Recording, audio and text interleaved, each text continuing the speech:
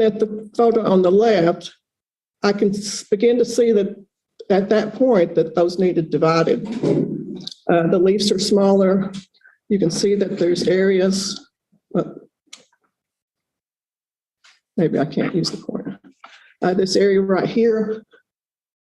Up there. You can use the green pointer. This right here. Yeah. This right here. You can see it's starting to die out. It's dying out back here. The leaves are smaller than they were in the past. Last summer, they were kind of pale. The plant didn't get as tall as it normally would. But 2 years ago, I was seeing these signs and I did not divide it at that point. That was not a good idea. As soon as you see that it needs divided, it's better to do it at that point than wait, because you can see on the right, it's very sparse. If I had divided 2 years ago, I would have got a lot more plants out of those than I will now. This is another sign. This is sedum, and you can see it doesn't really have that donut hole in the center. There's shoots coming up from the center, but they're flopping outward. That's another sign. When it gets tall, leggy, and like it kind of just flops out, that's another sign it needs divided. On the right, it's showing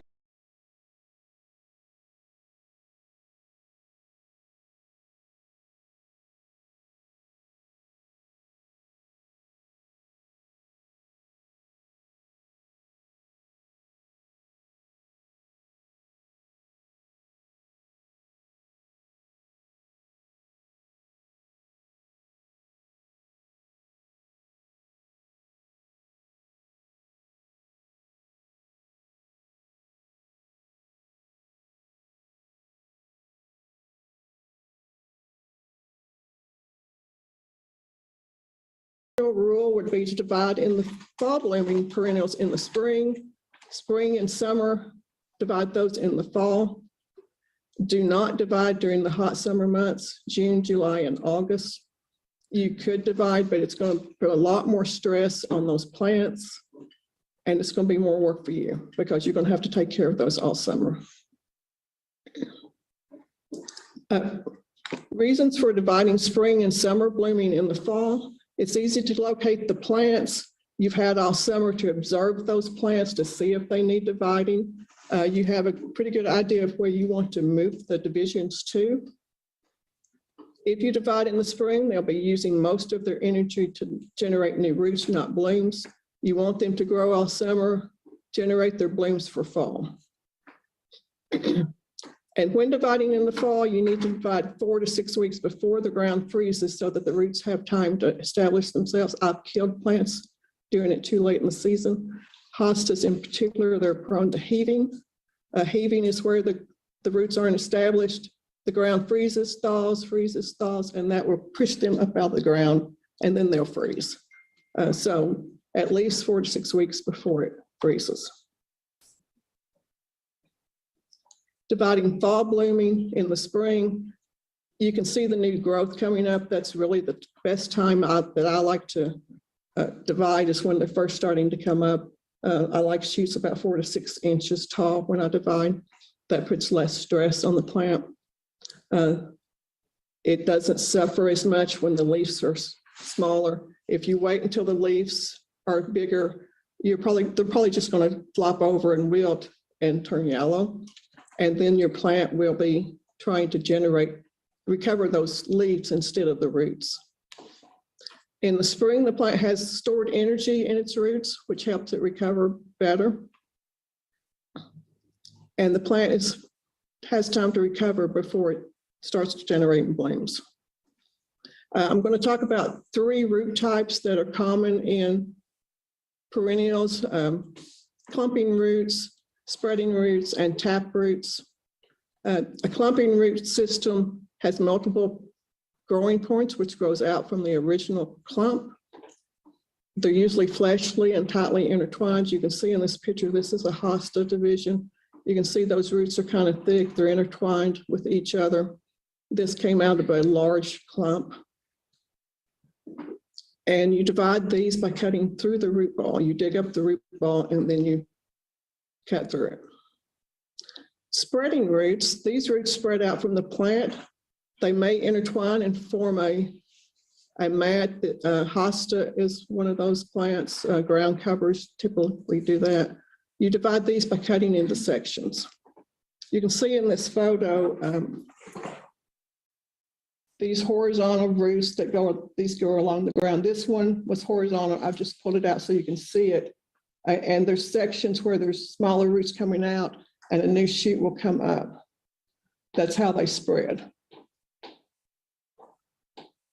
So you would cut it, I would, cut it. yeah, I'll go over that in a little bit. But this section, I would probably cut through some of those thicker roots so that I have a good clump of root system.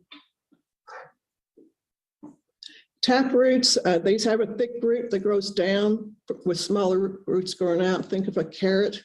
A carrot is a tap root. These are very hard to divide. They don't divide well. I just never divide them. They can be divided by slicing straight down through the taproot. You have to have at least one eye where a shoot will come up, some taproot and a few side roots. I'm not comfortable risking killing my plant by doing that. And I also think that it would allow insects and disease to get into that taproot and it could rot. I just don't do it. Examples of that would be butterfly milkweed, the orange butterfly weed that you see that has a taproot, lupines. A lot of the native plants have taproots. Dividing tools. So these are my tools that I use the most. On the left, it's a hatchet. I use that to just cut through the root ball. You could use a sharp knife if you want to. Hatchet is also good for cutting tree roots out that you may have in that clump. The second one is a spade fork or garden fork. It's good for dividing irises, things that are shallow rooted that you want the soil to fall off. And it's also good if you have two to pry a clump apart. The third one is called a transplanting spade. You can see that it has a long blade on it. It slices down deep into the soil. It's also good for getting underneath the clump and popping it up out of the ground. The pink one is my favorite tool. It's a spear-headed spade. It's very sharp. It cuts down through the roots. And I use it for pretty much everything. I tend to like the shorter handled shovels and spades. You can, if you have the long handles, you could use that, but I'm more comfortable with short handled because I have more leverage. And I like those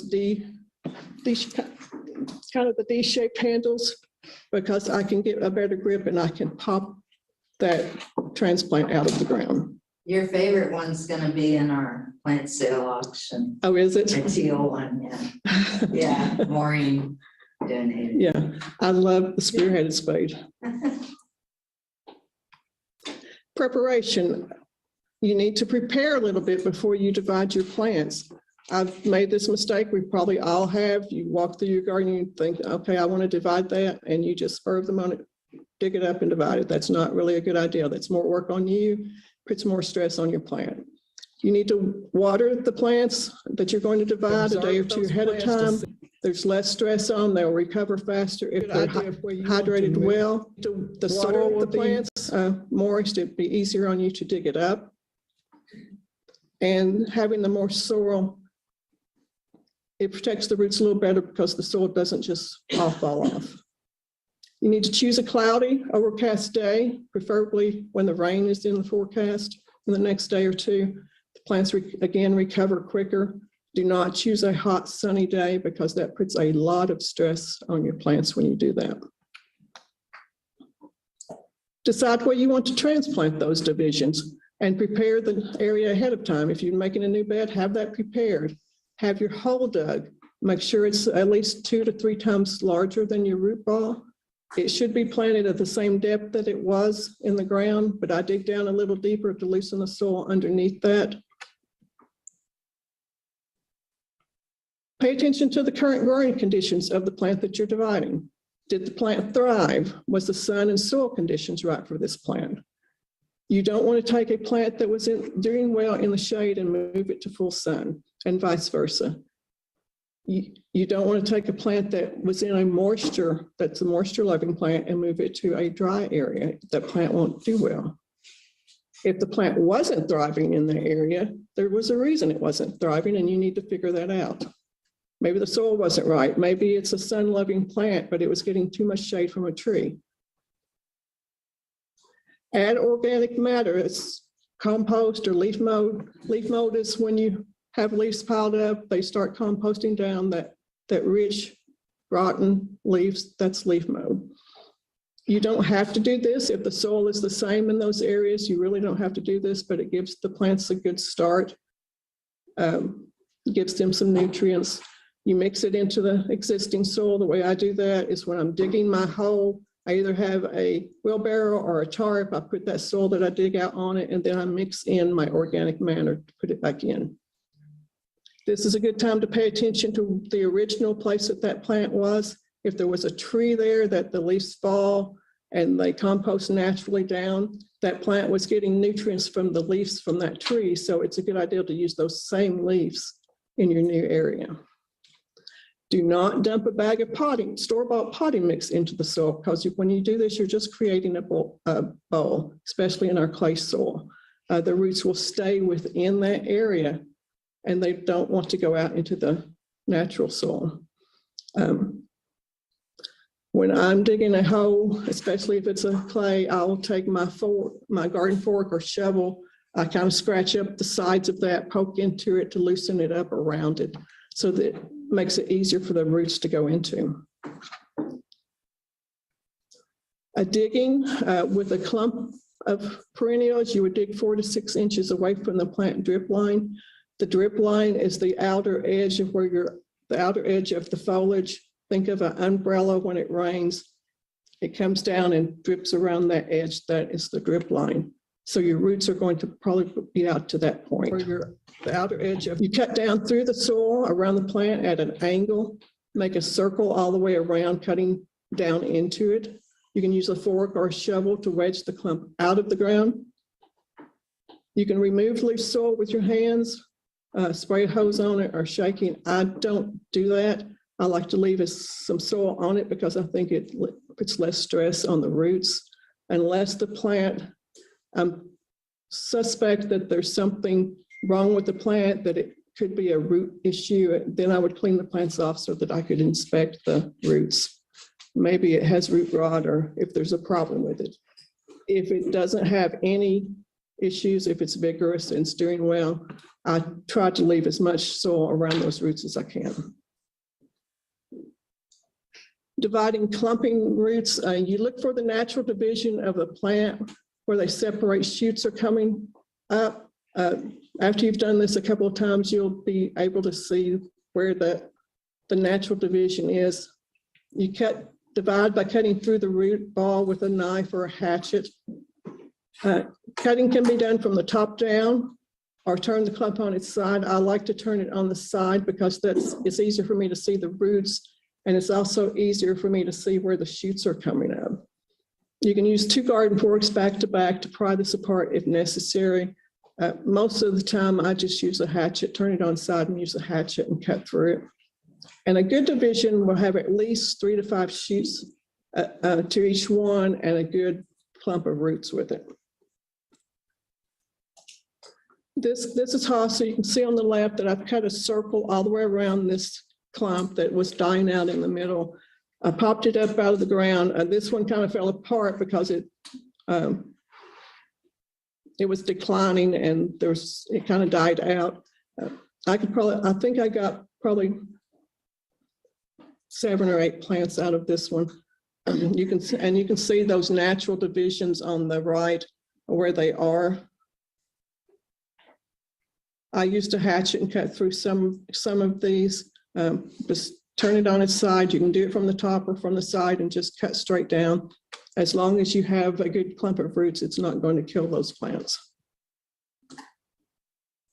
This is another technique, using those 2 forks to pry it apart. The one on the right is that looks like a daylily that he's just cutting straight down from the top. This was probably done in the fall since there's foliage.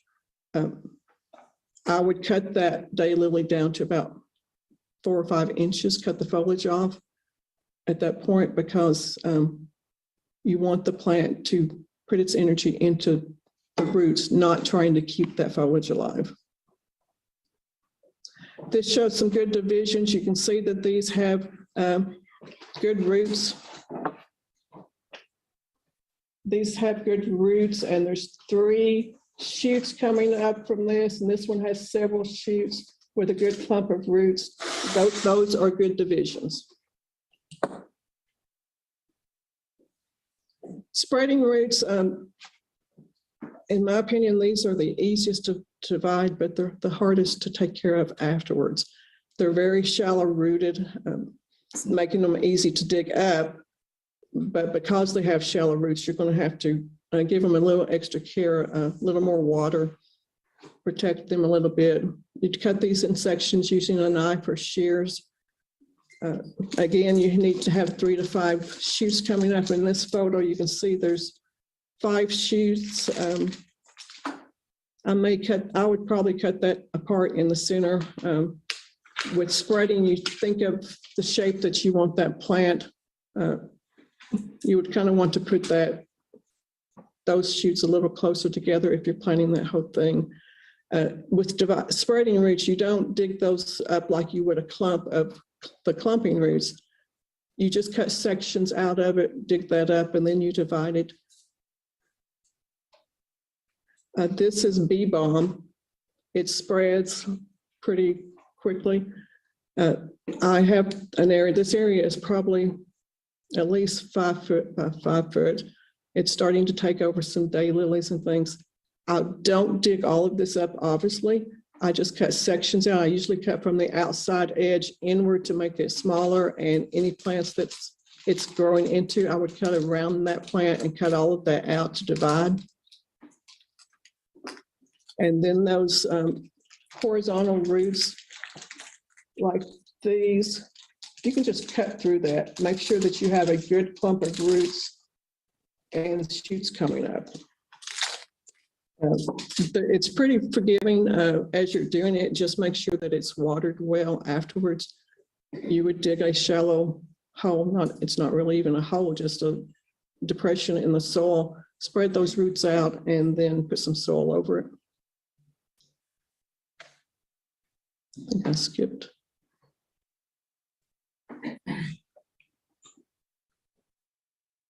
Taking care of them afterwards. They do need a little care after you've dug them up and divided and put them back in. Water as needed, but don't overwater.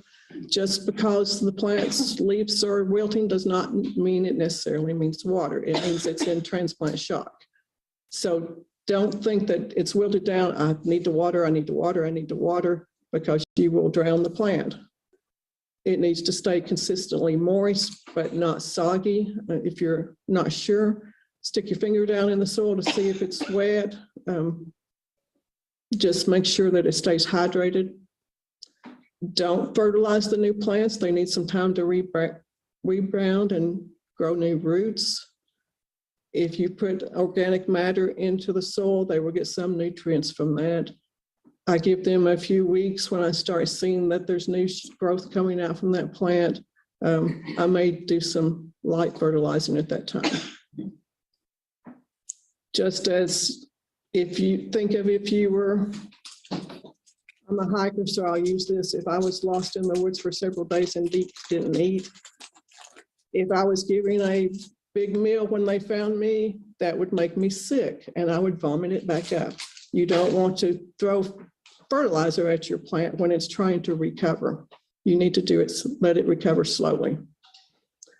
Provide some temporary shade if it's going to be hot and sunny for a few days after you're transplanting. As we know, the weather is unpredictable. If it may be cloudy on the day that you transplanted, but then in the next few days, it may be hot. I do this. You could put an umbrella over it, provide some shade for it. I set a lawn chair over it just to give it some shade for a few days until it has some time to recover. Some easy plants to divide are asters. They divide every 2 to 3 years in the spring.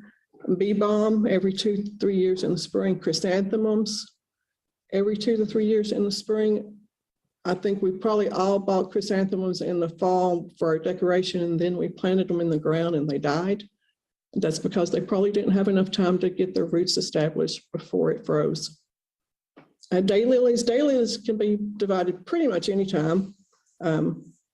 It takes a little extra care if you do it in the summer. The best time is in the spring or late summer, early fall.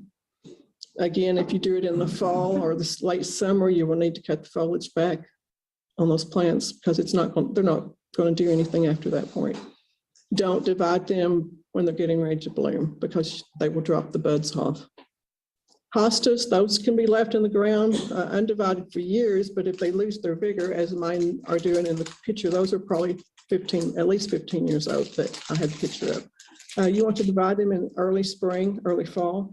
Again, I like to divide them in the spring because I have killed them in the fall by doing it too late. Purple cone flower, those divide every 3 to 4 years in the spring. Yarrow, every 2 to 3 years, just as it's starting to emerge in the spring. Coreopsis, spring, late summer, early fall. Black-eyed Susans every 3 to 4 years in the spring. I tend to let my black-eyed Susans just go. They seed pretty good, and I just let them come up wherever they want to. But a lot of people don't like that. Perennials not to divide. You shouldn't divide a woody shrubby bush type plant. Those don't divide well. Butterfly milkweed, that's the orange milkweed that you see growing on the side of the road. They have a taproot. It's hard to divide them, and they propagate from seeds. All of these right here are native plants. Most of them do well with seeds. Native columbine, those can be short-lived, but they reseed vigorously. Once you get native columbine started, you're going to have lots of native columbine. But I love them. They're starting to bloom now if they don't get froze today. Baptisia, false indigo, it has a taproot. It propagates well from seeds or cuttings. A lupine also has a taproot, and it can be propagated from seeds. Are there any questions up to this about anything? So I have to find Jessica for the online ones, so she has it. I was wondering what shovel you, excuse me, what shovel you would recommend for dividing in extremely clay, extremely rocky soil. Are the rocks, is it like gravel or is it big rocks? It's big. When I was digging out the papa, I dug out one that was bigger than my head. Okay, I would use just the ones in my photos, those are smaller, so those probably may not work for you. I would just use a regular shovel. You may want a shorter shovel that would give you leverage to get, it would probably be better to try to get some of those rocks out first and then try to get the plant out. I'll do my best. Yeah, it's very hard to get them out of rocky. So I got rocks. So we don't have any online questions yet, but let's talk about what folks in the room might have in their garden that they think might need to be divided. So you didn't talk about irises. I didn't talk about iris. They have a rhizome, and I didn't talk about that because we had the bulb and dividing bulbs class earlier in the fall, I think, so I didn't put it in this one. Irises, I would use the fork. They're very shallow. As you know, you'd leave part of that rhizome above the ground. They're easy. Sometimes I just pull them out by my hands because they're so shallow. And I would just make a shallow depression in the soil, put those roots, they have a rhizome and then they have roots that come down. I would put those and just put a little soil. They're very forgiving. I've dropped them on the ground before and didn't know it, and the next year they were growing. So it's hard to kill those unless you water too much or they rot. They do get insects into the rhizome. Don't pile a lot of leaves or mulch up around them. That they need to be a little bit above the ground. On these resources, uthort.com, that's UT's webpage. It has the publications on it. There's a lot of publication, different subjects on there. Cornell University, they have a good publication called Dividing Perennials. My favorite one is the Purdue's, A Guide to Dividing Perennials. And then Iowa State, they have this, this one. This is a list of different perennials and when to divide them. This is a good list to tell you about whatever perennial you might have, when to divide it. The other ones, the dividing perennials, that's a general guideline of how to do it. So, any more questions? Did somebody have a question about daylilies? Did you tell me earlier? Yes, someone has asked a question about the best way to divide perennial. Daylilies. You would dig around it, like I said, with a clumping, that's a clumping root system. They can get very large. If it's large, sometimes I don't dig the whole thing up. If I just want to make it smaller, if it's still, vigorous, it's doing well and you just want more plants or it's getting too big for that area, I would just dig from the outside and take sections from the outside and leave the center clump still in the ground. If I'm just wanting more plants or just to make it smaller.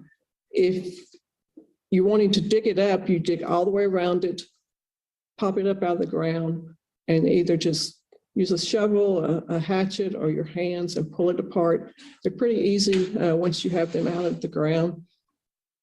If it has foliage, like in the picture I showed earlier, cut that down, cut it back 4 or 5 inches probably, and then put those back in the ground.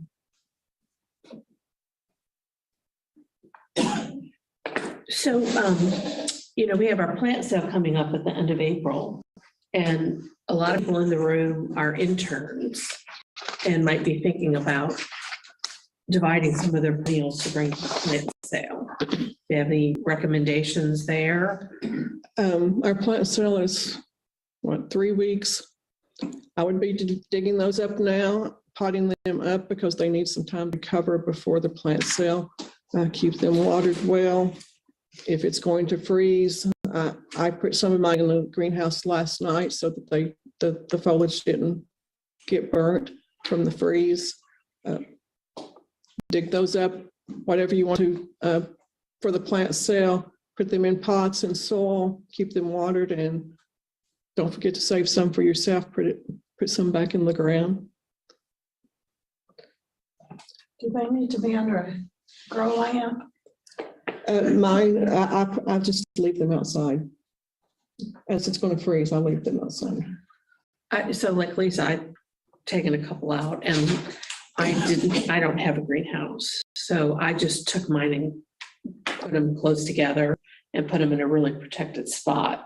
So I'll check them later today to see if they got nips. For the plant sale, I start thinking about what I'm going to have for the next year in the fall.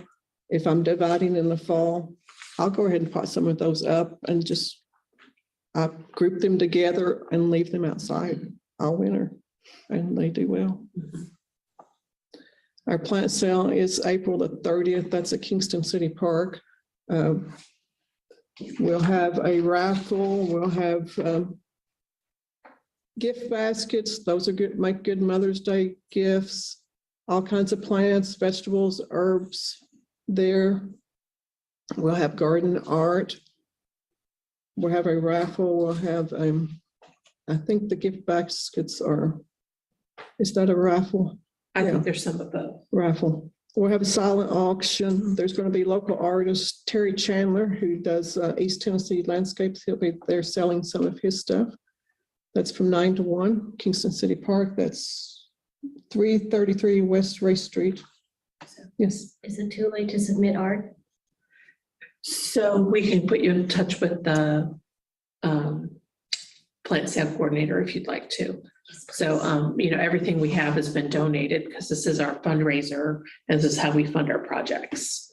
Yes, the plant sale funds all of our projects that we do in the community.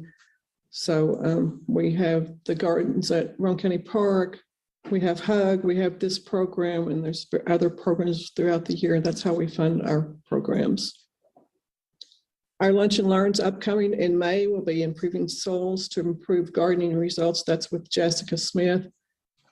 June is Bodacious Daylilies with Catherine Kogar. And we have a Facebook page, Master Gardeners of Roane County. We have all of our events on there. You can find upcoming events, horticulture information, and we have information about our projects in the community. That says June 9th, but that's Okay. Thursday. So, Yeah, I think we had an error. June 11th, Yeah. yeah, I guess, is it June 11th? Okay. And then the other one is May 14th. And then July is Integrated Pest Management, How to Manage Pests Safely. And these are all at 12 o'clock for about an hour. And they're all also archived on the Master Gardener Yes. Facebook page, so you have to watch them. Yes, if you can't watch it, or you can't attend or watch it on the live on the day that we have it, they'll be on the Facebook pages. Or you're in your yard dividing perennials and you forgot what Lisa said. Take your laptop out on the patio. That's why you take notes. That's right, that's right. Thank you, thanks, man. So, all righty. Okay, thank you. All right, well, we want to thank you, Lisa, for being here, and we really appreciate the efforts that you took in putting this program together, and we have a little small token of our appreciation for you. So if you would open it and show everybody, I'd appreciate that. Okay. So Lisa's already talked about the program next month. So this is. Oh, that's beautiful. This is a print, one of the Terry Chandler prints. He donated this to us so that we could thank our The speakers. Carter Shields cabin. I've been there Yeah. many times. I Right, like in the cabin in the Smokies, Smokies. so, yeah, thank you. So anyways, we hope you'll take a second to complete the surveys. So for those in the room, you got a paper copy. For those online, it's available to you online. So we're looking forward to seeing you next month. And if you're interested in learning more about the Master Gardener program, you can reach out to Jessica Smith or one of us, one of our members. Or if you're online, you can just communicate with us through the chat feature. And so thank you, everybody. Have a great afternoon and we'll see you at the plant sale. Thank you. So-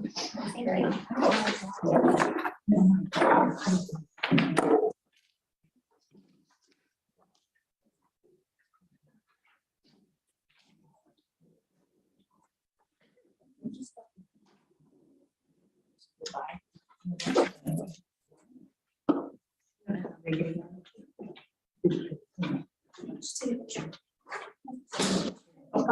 Bye-bye. Yeah.